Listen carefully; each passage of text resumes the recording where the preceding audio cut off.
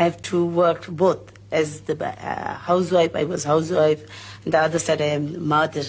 And other side, I have to work for the country, for the people, as the leader of the party.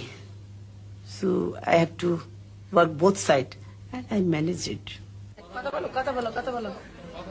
শুরুতে বেগম জিয়া ছিলেন লাজুক ও অন্তর্মুখী প্রকৃতির একজন মানুষ। নিজের স্বল্প শিক্ষা ও রাজনৈতিক অভিজ্ঞতা সম্পর্কে তিনি সচেতন ছিলেন।